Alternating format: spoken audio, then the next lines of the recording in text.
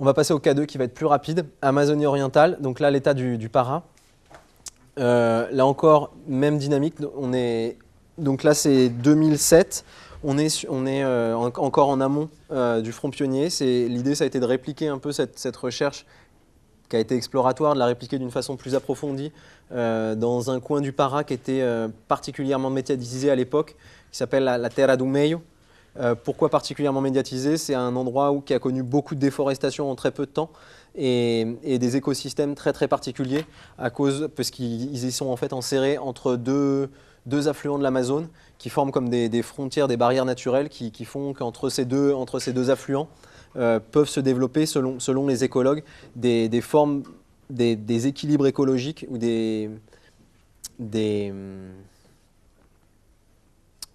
c'est pas des structures écologiques. Enfin bref, des formations particulières. Donc un intérêt très important. C'est pour ça que j'ai choisi cette zone-là. Fort enjeu écologique, forte pression. L'avancée pionnière, donc c'est des données qui datent de 2005. L'avancée pionnière en Amazonie brésilienne, les chercheurs ont la tendance d'opposer en fait deux Amazonies. Ce qu'ils appellent l'Amazonie des routes. Donc les points rouges, c'est les surfaces défrichées. Donc l'Amazonie des routes, c'est l'Amazonie qui avance le long des principaux axes routiers. Là, on voit bien le croissant qui forme l'avancée pionnière et qui est souvent opposé à l'Amazonie des fleuves. Donc ici où les routes s'arrêtent. Et c'est en fait les fleuves qui sont les principales, et historiquement qui sont les principales voies de communication dans ces zones-là. Pour le cas très très concret donc de la région dont je vous parle, donc la Terra do Meio qui se situe vraiment en 2005-2007 entre ces deux mondes. Dans le cas, donc je vais vous proposer un zoom, c'est ma zone d'étude, je vais vous proposer un zoom sur cette avancée pionnière pour que vous compreniez un petit peu de quoi on parle quand on parle réellement d'avancée, d'évolution quasiment en temps réel du paysage. On voit en 97, donc ici on a un fleuve, donc on voit qu'avant 97, le fleuve a fonctionné comme une barrière, l'avancée pionnière avançant dans ce sens-là. Puis petit à petit le fleuve a été franchi et donc 97, 2000, 2001, on voit les principaux axes routiers qui se définissent en filigrane. La déforestation poursuit, la déforestation croît pour en arriver en 2004, 7 ans plus tard. On verra les chiffres plus tard, avec une véritable colonisation vraiment très très organisée, très très forte du territoire, avec des patrons de déforestation très diversifiés, des petits points donc qui représentent, bon ça on le verra encore, des petits points qui représentent des déforestations donc évidemment petites et des polygones plus importants qui représentent des surfaces défrichées bien plus conséquentes. Ce que je voulais vous montrer ici, c'est pourquoi cette dynamique en entonnoir qu'on devine quand on sur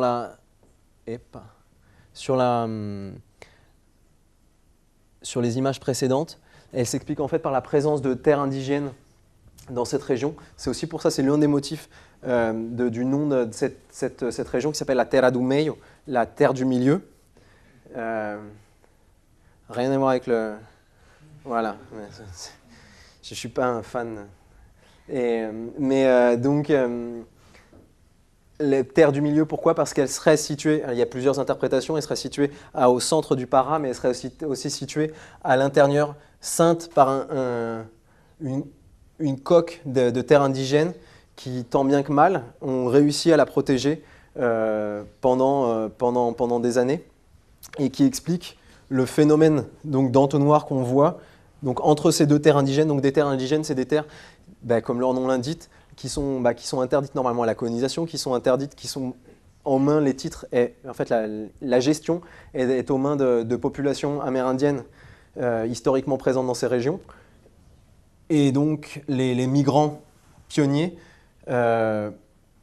parfois envahissent ces terres, mais la plupart du flot passe entre ces terres pour pouvoir s'intéresser, pour pouvoir conquérir la quantité de terres en Amazonie, qui sont en fait des terres historiquement fédérales, mais en fait, pour la plupart des pionniers, c'est en fait des terres sans maître, sans propriétaire. Et comme je le disais, grâce au système foncier double qui permet, à partir du moment où j'occupe une terre, de pouvoir en avoir le droit d'usage et de pouvoir revendre ce droit d'usage, donc d'acquérir comme une forme de propriété. Donc voilà le schéma global de la région. Ce que je vous disais tout à l'heure, c'est que cette région de la Terra do Meio, elle se caractérise par une grande diversité des acteurs présents, une coexistence territoriale entre des acteurs qu'on a fréquemment dit, qui ne se mélangeaient pas, à savoir les petits agriculteurs et les grands éleveurs. Ce qui a été l'histoire de l'Amazonie et l'histoire de la colonisation amazonienne telle qu'elle a été contée, c'est comme je le disais, les petits agriculteurs, les petits paysans s'installent et puis revendent leurs terres à des acteurs plus capitalisés qui eux-mêmes revendent leurs terres à des acteurs encore plus capitalisés, les revendent ou parfois sont obligés de les vendre, c'est-à-dire qu'ils les vendent le couteau sous la gorge. C'est toute l'histoire de l'avancée du Front Pionnier, une histoire violente. Et c'est probablement comme ça que s'est produit toute l'avancée du Front Pionnier jusqu'au début du 21e siècle. Aujourd'hui, en tout cas dans les régions où j'ai pu travailler, ce qu'on observe, c'est la coprésence, la présence sur le même territoire d'acteurs, des petits, des moyens et des gros, et des grands éleveurs. Ce qui veut dire qu'on peut avoir des formes de cohabitation possibles, notamment qui se nourrissent de ces échanges de main-d'œuvre, de ces échanges de capital. Cette cohabitation, elle est assez bien illustrée par cette image, cette analyse des données des déforestations, où on observe de nombreux petits points qui représentent des défriches en moyenne de 1, 2, 3 hectares annuels, et à l'opposé, des polygones de cette taille-là, qui représentent donc la partie la plus large, la plus grande, représente ici, je crois, près de 10 à 12 km. C'est des surfaces ouvertes en une année qui sont considérables. Et qui permettent d'expliquer en fait l'évolution de la déforestation dans cette région. Quand on suit l'évolution de la déforestation totale dans la Terra do Meio, on observe en séparant en 3 types de classes, les déforestations annuelles de plus de 100 hectares, les déforestations annuelles entre 10 et 99 hectares et les déforestations annuelles de moins de 10 hectares. On se rend compte que, donc en fait, vous voyez, si j'ajoute la superficie jaune avec la superficie orange avec la superficie rouge, j'obtiens la superficie totale. Ce dont on se rend compte, c'est que ce qui explique le gros facteur qui explique la déforestation, l'avancée de la déforestation dans cette région, c'est des défriches annuelles de plus de 100 hectares. Une défriche annuelle de plus de 100 hectares, c'est considérable. Ce que ça veut dire, c'est des troupes d'hommes ou des machines. Dans ce cas-là, c'était peu des machines pour les questions de relief. C'était beaucoup plus des hommes qui travaillaient. Ça veut dire être capable de mobiliser, d'investir et de payer des gens pour défricher durant toute la saison sèche. Beaucoup d'équipes de défriche, beaucoup de dépenses en essence, beaucoup de dépenses en aliments. Enfin, un projet de défriche qui requiert énormément de capital. Ce que veut dire ce graphique, donc, c'est que les principaux responsables dans cette région et à cette époque de la déforestation, à plus de 75%, c'est des acteurs très capitalisés qui sont capables en une année de financer la défriche de 100 hectares de forêt.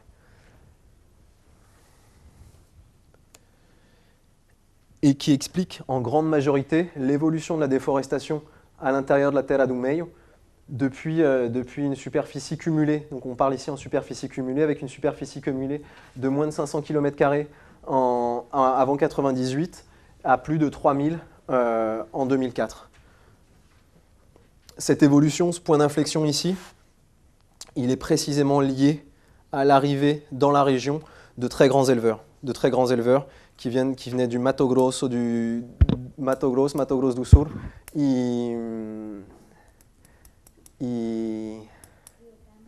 Como?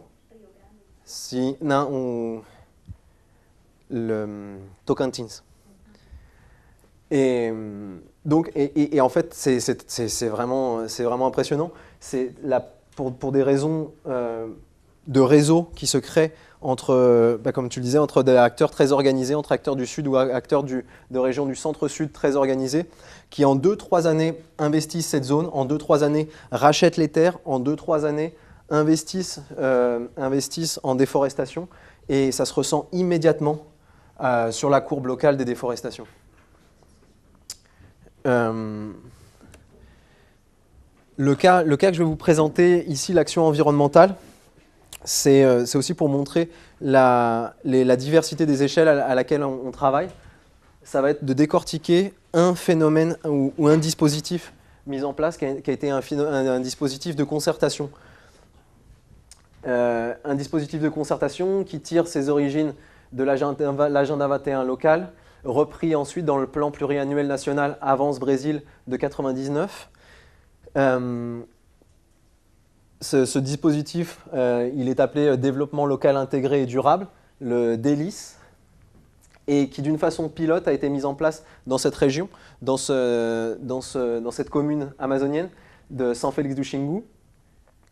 Je crois qu'il y a eu à l'époque en Amazonie 4 ou 5 sites, et donc cette région était l'un d'eux, précisément parce que c'est une région avec des atouts écologiques très importants et à l'opposé une pression, une avancée de la déforestation aussi très très importante. Donc face à ce paradoxe, les autorités ont décidé d'appuyer des formes alternatives de développement local avec des dispositifs de participation.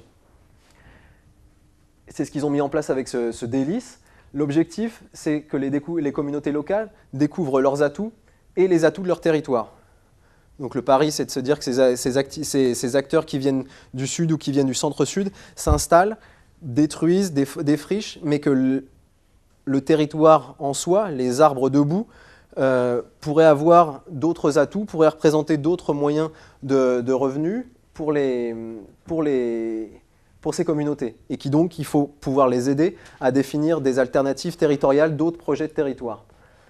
Pour inciter ces projets alternatifs à la déforestation, l'idée, c'est évidemment de construire une stratégie qui va de bas en haut. Ce n'est pas d'arriver en leur disant on comprend bien, tu vas mettre en place de l'écotourisme, c'est plutôt que ces acteurs locaux arrivent, on va dire, à cette conclusion ou arrivent à d'autres conclusions qui permettent de valoriser leurs ressources forestières.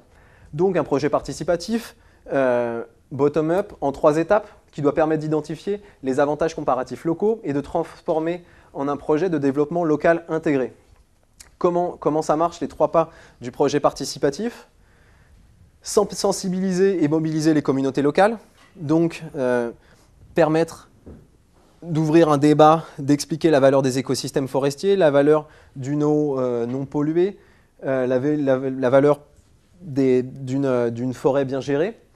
2, former un forum d'hélices qui va réunir les différents représentants des groupes communautaires locaux et qui va leur permettre, donc, à partir on va dire de la sensibilisation préalable et mobilisation préalable, d'élaborer à partir de discussions un projet territorial commun et important qui soit intégré, c'est-à-dire qui ne simplement bénéficie pas à un groupe mais qui bénéficie à tous les groupes. Quand je parle des représentants des diverses communautés locales, ça peut être les formes d'organiser, ça peut être et c'était le cas dans ce cas de figure, le représentant des taxis, le représentant des agriculteurs, le représentant des éleveurs, le représentant des mécaniciens, etc. Toutes les formes organisées, les associations locales, réunir des représentants pour qu'ensemble ils puissent discuter d'un nouveau projet de territoire.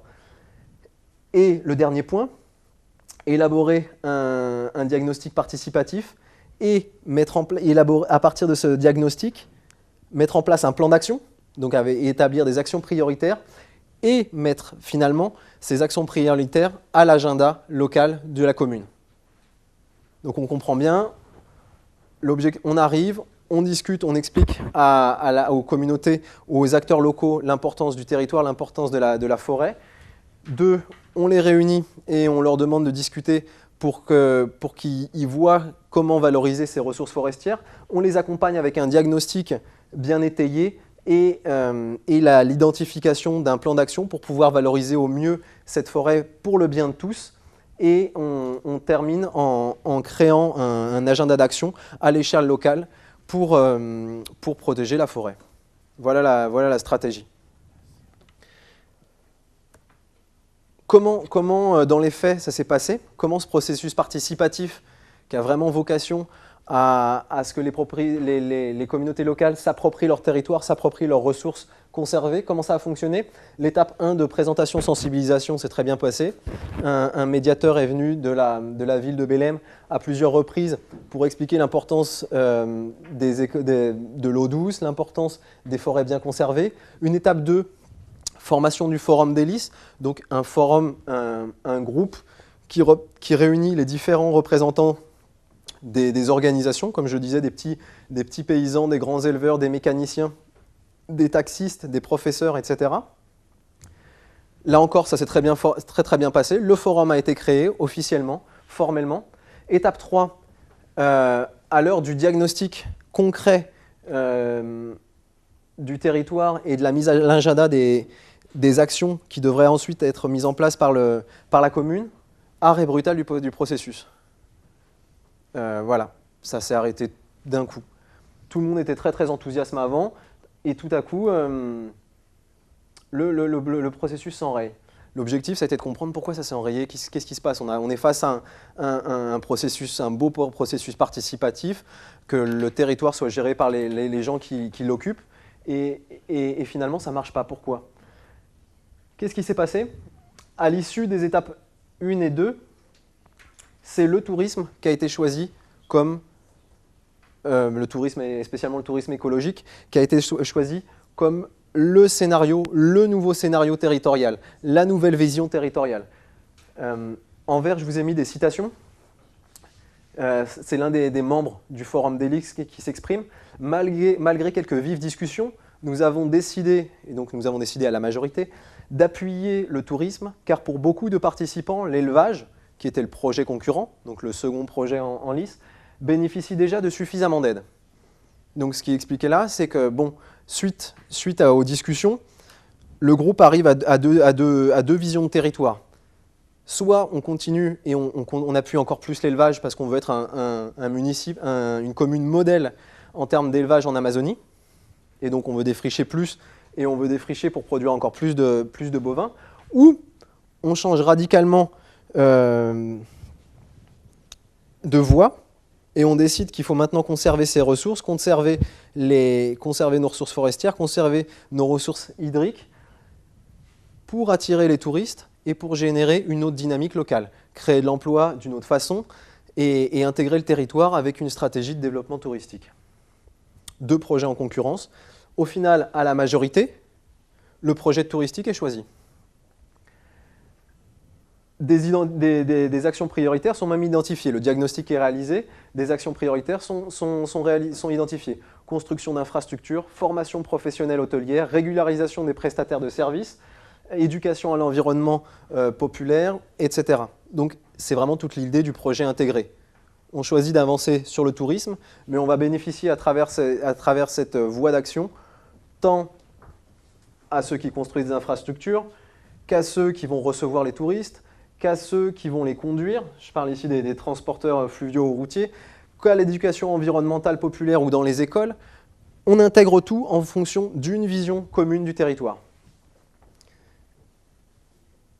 Et c'est ce que nous raconte un autre intervenant du forum.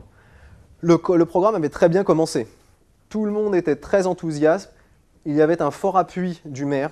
C'est vrai, au début, l'exécutif était très impliqué. Effectivement, ce qui est expliqué, c'est qu'au début, et on voit, on est dans le cadre de l'agenda local, l'importance de travailler à une échelle proche du territoire. Il faut que la structure étatique, la maille étatique, à ce niveau-là, soit très impliquée et soit moteur. C'était le cas au début du projet. Malheureusement, suite à l'adoption du tourisme comme axe intégrateur de la stratégie du développement local, tout à coup, le processus s'enraye, et c'est ce que décrit le même participant. Il m'explique donc d'une façon un peu gênée, à mots couverts. Moi, je suis passé comme 2 années et demie après que le projet se soit arrêté, et c'était encore très difficile de faire que les gens s'expriment sur l'échec. Disons qu'il y a eu un problème politique. 3 points de suspension. Le choix que le forum a fait ne convenait pas à tout le monde. Alors sans jamais vraiment dire de qui il s'agissait, ils ont bloqué le processus. Après, j'ai compris qu'il s'agissait en fait de l'équipe municipale. Et tout le monde s'est découragé. Vous comprenez? Maintenant, tout est abandonné, il faudrait tout recommencer, mais c'est sûr que plus personne n'a envie de s'investir après ce qui s'est passé la première fois. Donc là, on est face à quelqu'un qui était l'un des moteurs de la conception du projet touristique,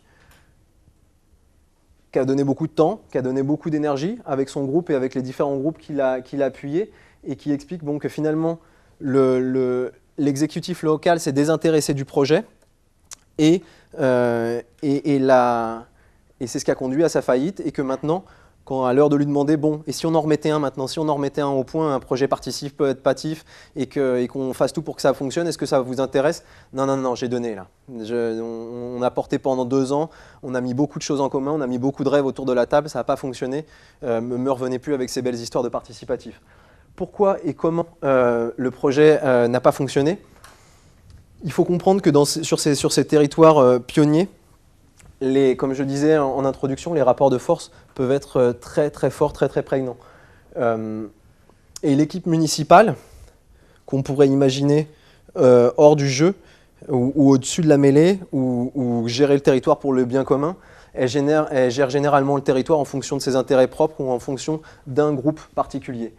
En particulier, donc, dans le cas du municipal de la commune de Saint-Félix-du-Xingu, la mairie, ce n'est pas une surprise, est totalement acquise à la stratégie de développement de l'élevage dans la région.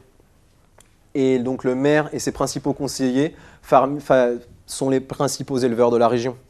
Entre 1997 et 2004, 2 mandats ont été consacrés, donc ont été accordés, enfin ils ont remporté 2 élections. Ce groupe, à la tête de la commune à l'époque, a remporté 2 élections de suite, et autour d'une politique qui a été l'ouverture de routes et le développement de l'élevage pour la région.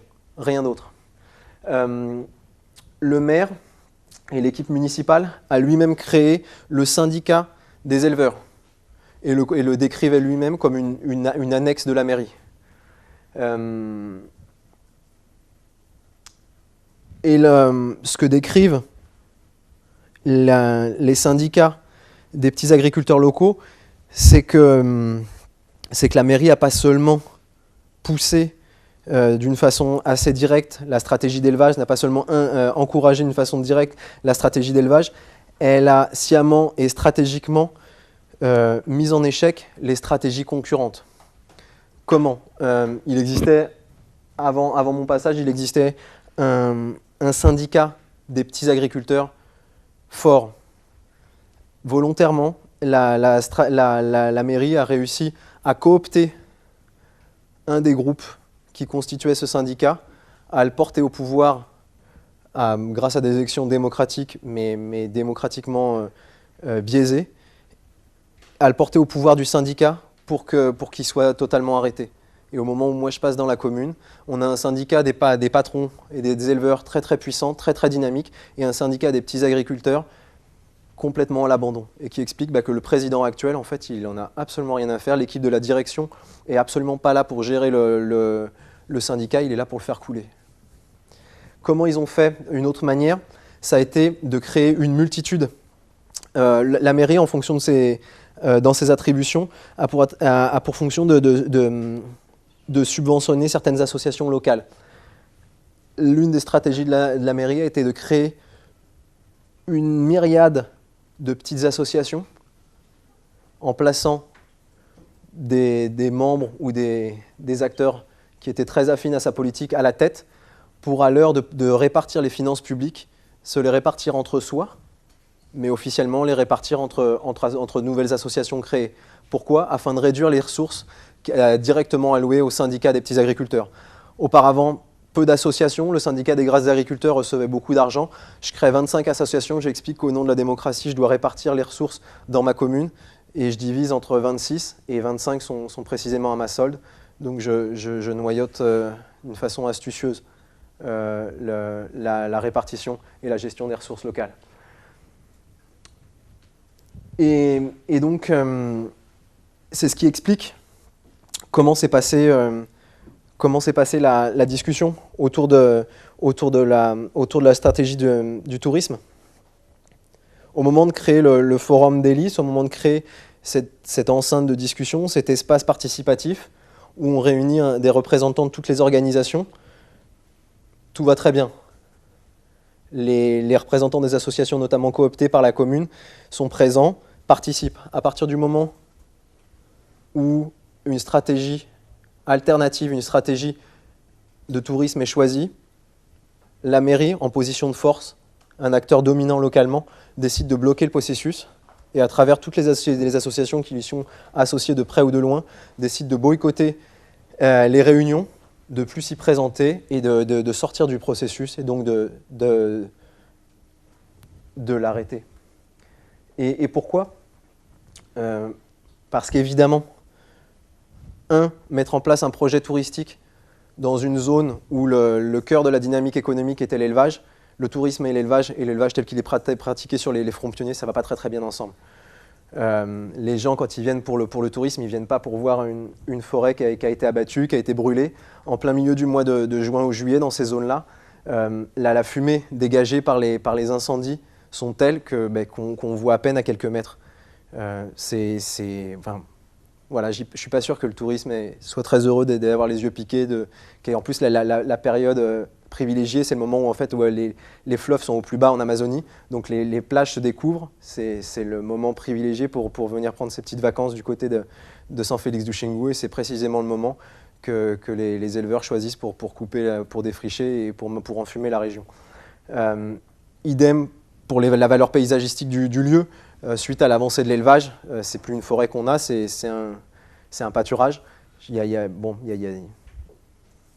du tourisme agricole, rural, mais la plupart des touristes pour la région, ce qu'ils veulent, c'est avoir un petit bout de nature. Donc ce qui a très vite été compris par le groupe du maire, par la mairie des éleveurs, comme ils l'appellent localement, c'est qu'un projet touristique viendrait très directement remettre en cause leur propre projet de développement par l'élevage et d'enrichissement par l'élevage. Donc il n'est pas possible qu'ils viennent le concurrencer. Le deuxième point, c'est qu'évidemment, derrière, il y a des aspects sectoriels, mais il y a aussi des aspects politiques. Et comme par hasard, le groupe qui porte le tourisme a un projet politique et d'une couleur politique différente du groupe qui porte l'élevage. Donc deux très très bonnes raisons. Et parce que ce qui se passe, c'est qu'à partir du moment où si le tourisme avait été choisi, l'idée de ce processus participatif, c'est qu'une fois que le territoire, les communautés a réorienté son choix territorial, réorienté sa vision territoriale, son développement territorial, il peut bénéficier de fonds depuis l'État fédéral pour pouvoir financer sa stratégie. Donc on fait le scénario du si le tourisme avait été choisi, bon, il a été choisi. Si le tourisme, l'action touristique a été mise en place, ça aurait permis au groupe d'opposition sectorielle et politique de bénéficier de fonds directement depuis la fédération, donc de mettre en place une politique locale forte, de contrecarrer les plans locaux et donc de sortir de la maîtrise de la mairie et de ces jeux bloquants. Et ça, c'était totalement inacceptable. Donc l'idée a été simple. Ma mairie et ses associations sont sortis du processus. Un quorum qui est plus respecté une fois, deux fois, la mairie qu'on sent qui est plus motivée alors que c'est un projet dessiné sur mesure pour que les autorités locales s'emparent de leur territoire. Le projet est abandonné.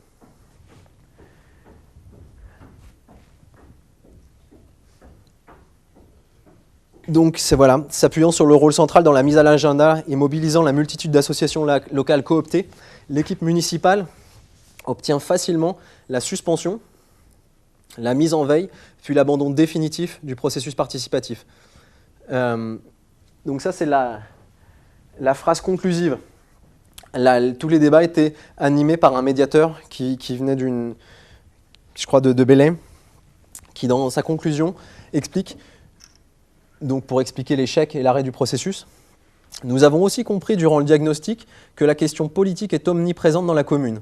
Dans pratiquement tous les secteurs, cette situation est très sensible, ce qui rend difficile et même impossible une série d'actions qui profiteraient grandement à la commune dans son ensemble. En gros, ce qu'il explique, c'est que c'est dommage que ça ne marche pas parce qu'il y a des gens qui sont pour et il y a des gens qui sont contre. Je crois que c'est assez souvent le cas. Enfin, c'est rare qu'on ait un consensus sur des projets de territoire. Le point clé de ce cas, c'est de montrer qu'il est évident que dans des contextes où les rapports de force sont maîtrisés, ou en tout cas déséquilibrés, mais pas autant déséquilibrés, créer un espace de discussion, un espace de communication, ça peut amener du changement. Parce que les uns vont convaincre les autres, on va amener des bons arguments, et on va changer les positions, on va peut-être arriver à une position médiane qui satisfasse à tout le monde, et tout est pour le mieux dans le meilleur des mondes.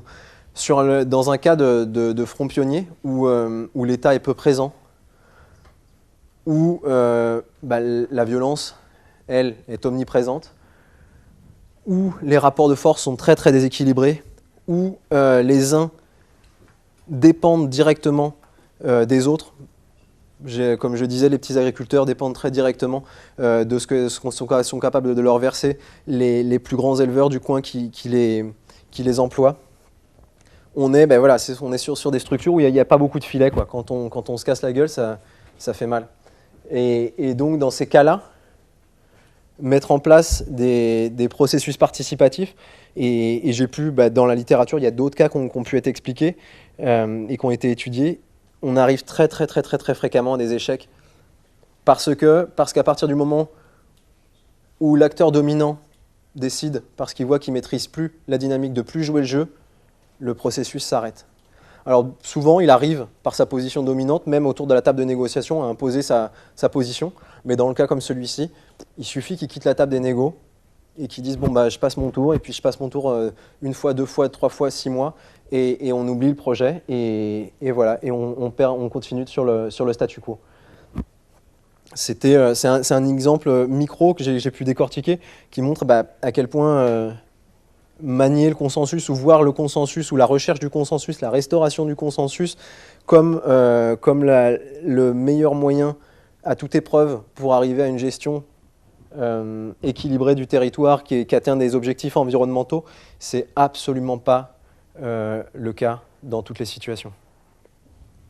Voilà, il y a des conditions, ça ne veut pas dire que ça ne peut pas être le cas, mais ça veut dire qu'il y a des conditions préalables pour que ce soit le cas, des conditions préalables en termes de rapport de force, des conditions préalables en termes de diversité des visions du monde qui se rencontrent dans ces arènes. Voilà. Une question. Quel était le discours j'imagine que tu as été interrogé un peu la mairie et tout ça. Qu'est-ce qu'eux ils disaient, pourquoi ils avaient arrêté le projet? J'ai interrogé le maire, mais il ne m'a pas répondu sur ça. Ouais. Voilà. Celui qui m'a répondu, c'était son directeur de campagne. Mais encore très politiquement correct. Que le projet, finalement, ils se sont rendus compte que ça ne pouvait pas marcher et que ça n'allait pas apporter le bien pour le ministre, pour la commune. Et donc, c'est pour le bien de la commune qui sont sortis du processus. Son directeur de campagne, il y avait même des élections qui se sont préparées? Ouais, ils les ont perdus. Ils les ont perdus. Ouais. Ce que tu décris là, c'est le consensus, c'est ça le point clé qui est intéressant.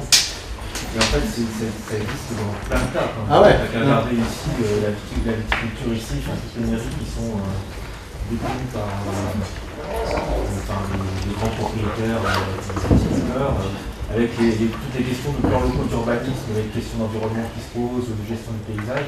On est exactement dans le même cas de figure.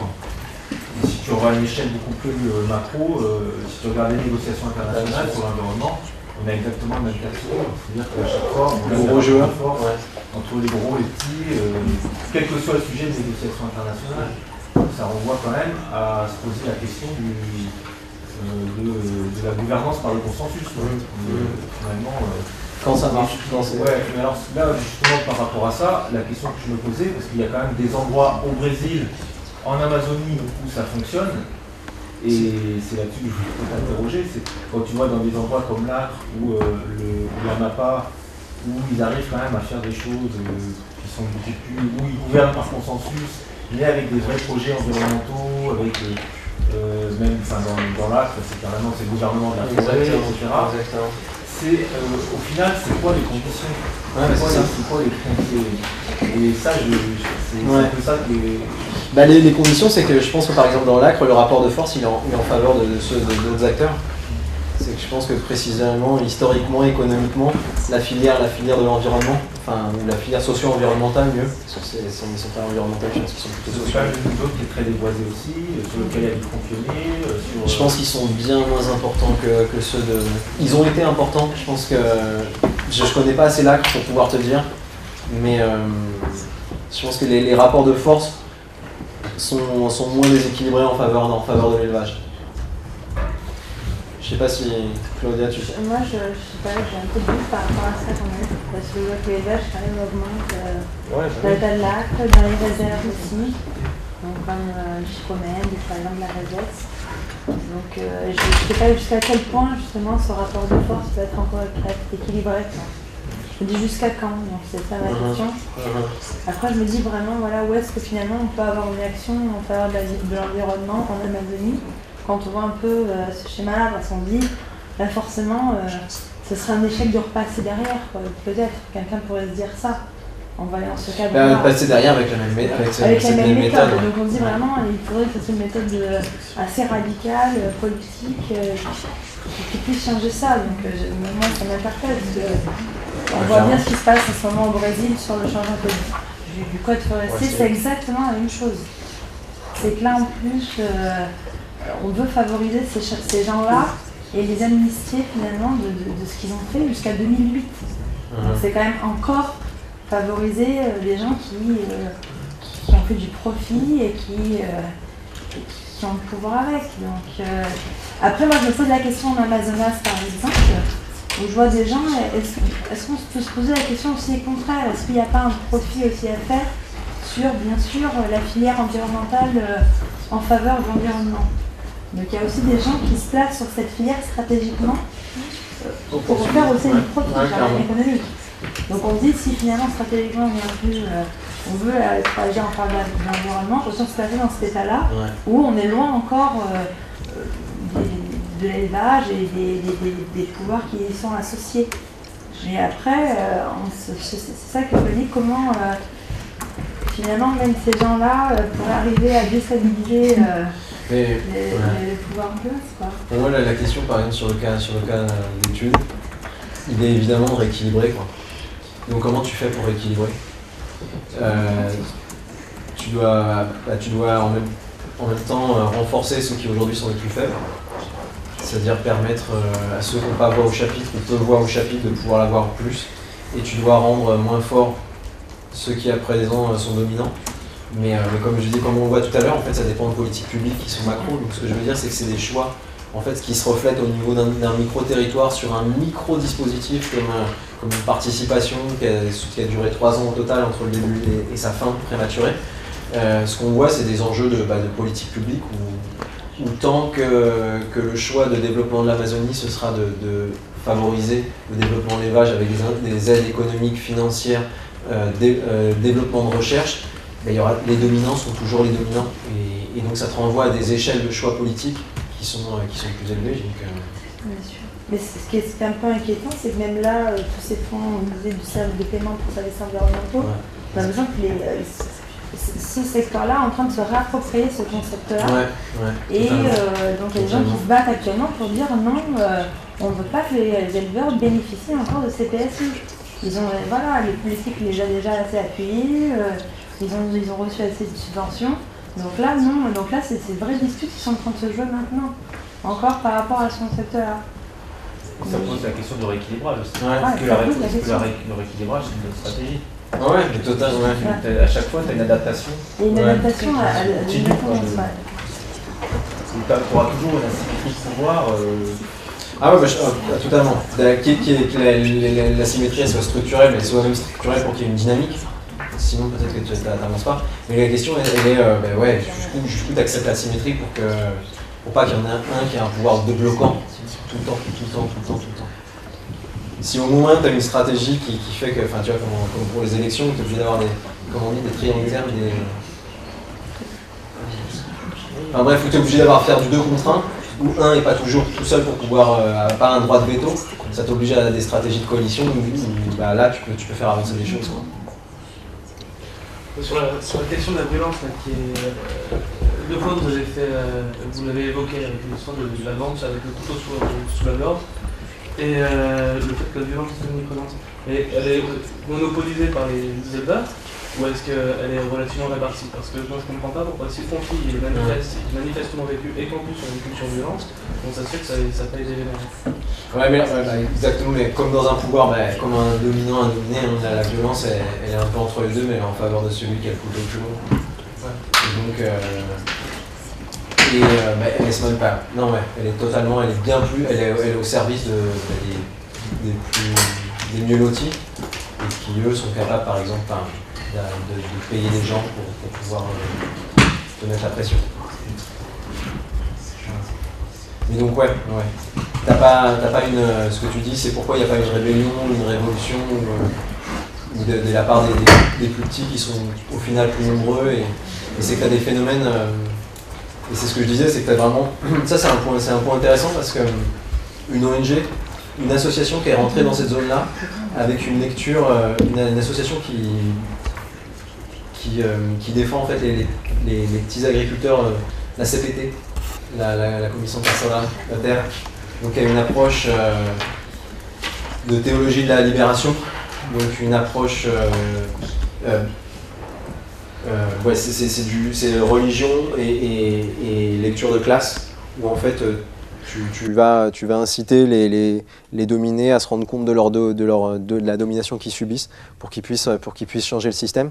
Et c'est vraiment c'est une lecture qui a été très très présente au Brésil et qui a permis durant la dictature de maintenir des associations qui dans l'ombre faisaient contrepoids, et au moment où la démocratie est revenue en 88, d'exploser parce qu'ils ont pu pouvoir véritablement s'exprimer au grand jour. Et aujourd'hui, c'est la racine, je pense, véritablement du socio-environnementalisme brésilien. C'est cette lutte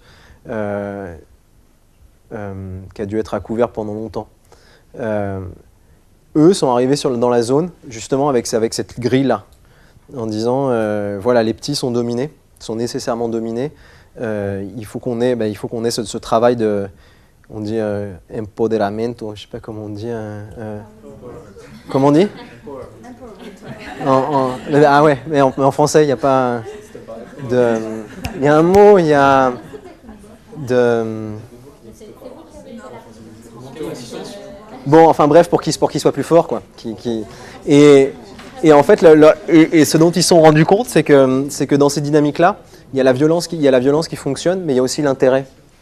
Et ça, c'est le point clé de beaucoup d'entretiens que j'ai pu faire au moment où tu le demandes aux petits, mais quand l'IBAM, donc la police environnementale, débarque dans la région et qui veulent mettre des amendes et qui veulent donc à la déforestation illégale, toute la déforestation dans la région, elle est illégale, elle est sans aucune autorisation, il n'y a pas de titre de terre, donc il y a encore moins d'autorisation légale qui doit être liée au titre de la terre.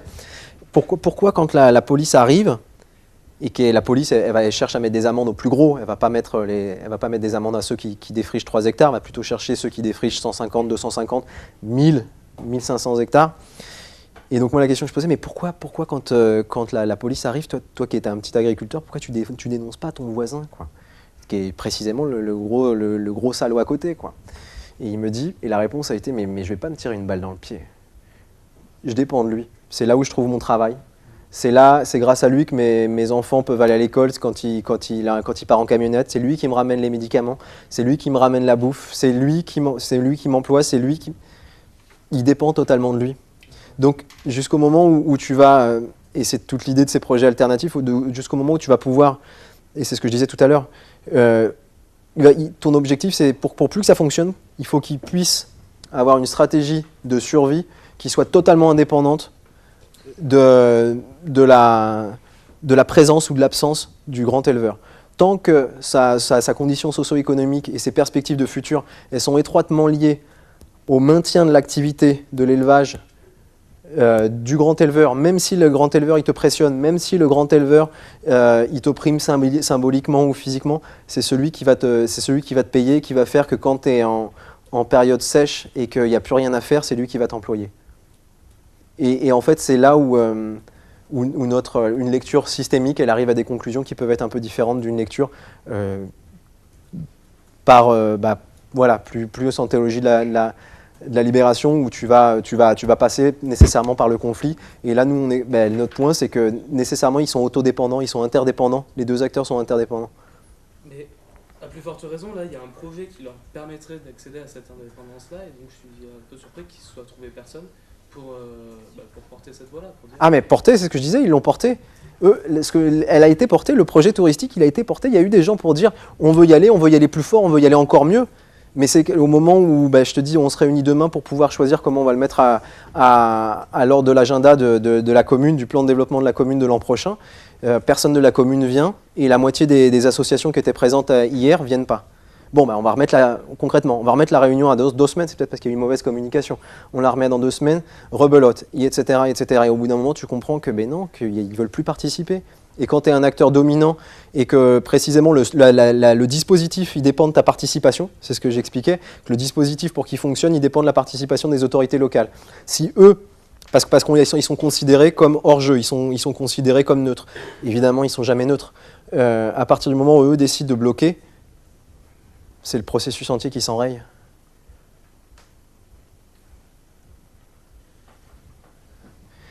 Juste un truc, Ouais.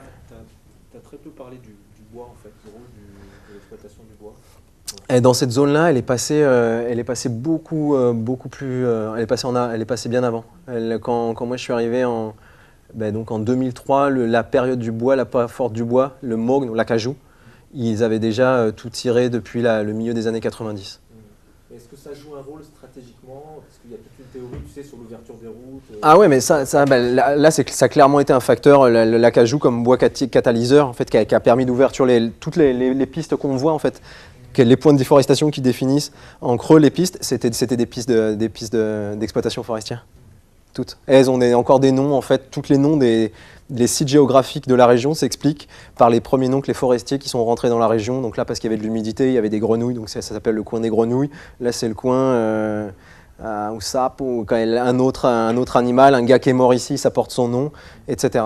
Et un grand forestier qui a son nom dans toute une région, ils sont totalement... c'est la première forme de structuration du territoire, ouais, totalement. Et les zones qui ont été les colonisées et atteintes les plus tôt, c'est précisément les zones qui étaient les plus riches en acajou. Ils sont déjà loin aujourd'hui. Comment? Ils sont déjà loin aujourd'hui. Ah ouais, là ils sont déjà dans l'Amazonas, dans le sud de l'Amazonas. Ouais. Le front a continué depuis cette époque-là, c'est sûr. Hein. C'est la même dynamique. Ouais. Moi qui travaille un peu plus loin, justement, on retrouve exactement les mêmes choses. La même dynamique, cette même interdépendance, la même finalement faible représentation de l'État surtout. Donc, je vends des pistolets à la fin pour ceux qui veulent se suicider. Généralement, je gagne bien. Non, je ne suis pas négative, mais c'est vrai que là, j'espère que les nouveaux projets pour peut-être changer ça, mais ouais.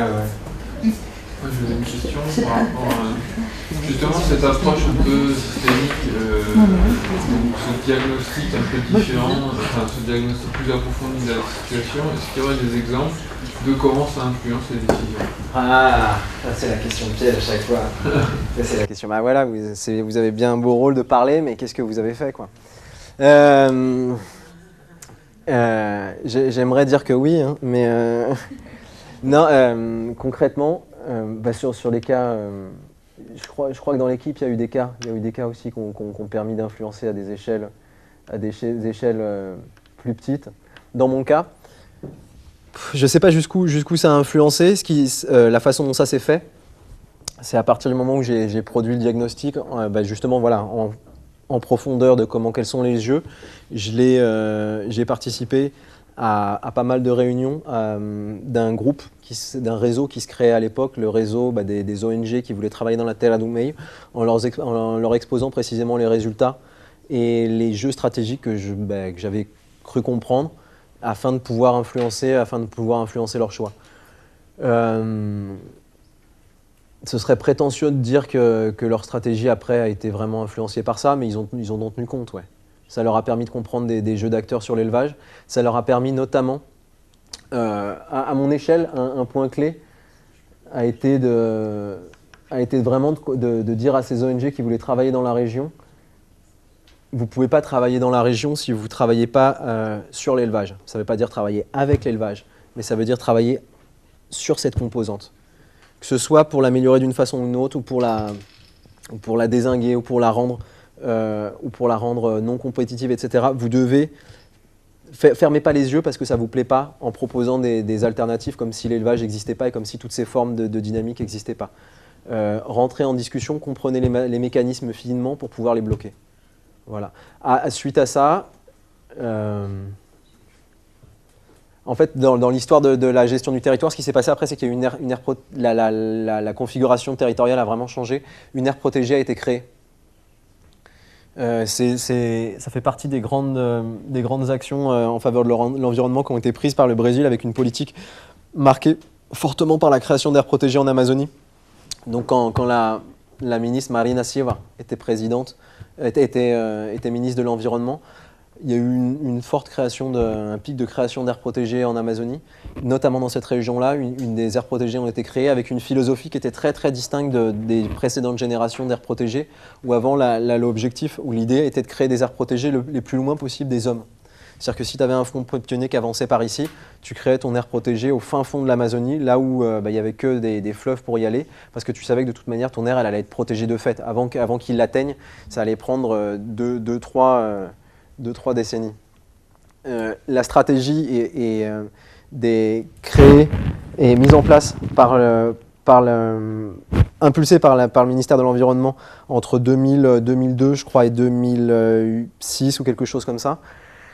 2008, ça a été de créer des aires protégées au plus près de la déforestation, au plus près des fronts pionniers. Donc là, par exemple, on était à la limite du front pionnier, on était à l'endroit où les terres étaient en train d'être conquises.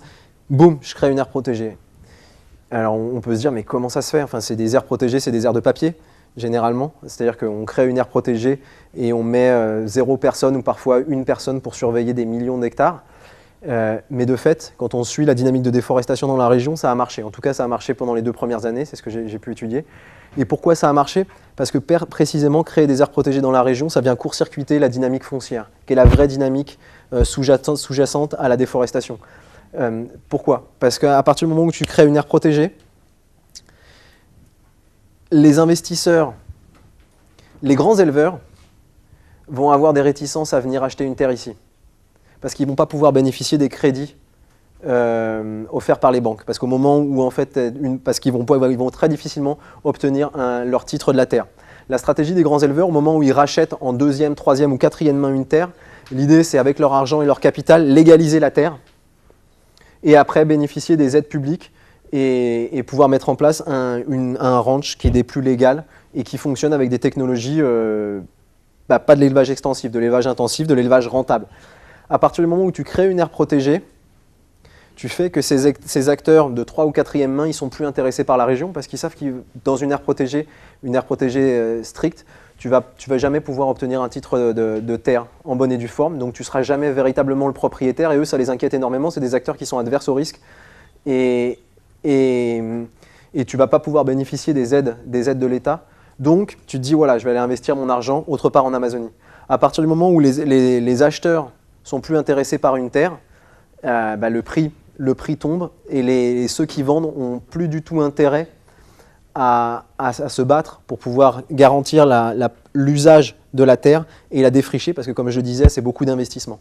Donc ça ne devient plus du tout rentable d'investir dans la défriche et dans l'acquisition du droit à l'usage de la terre, parce que quand tu ne vas pas pouvoir le revendre.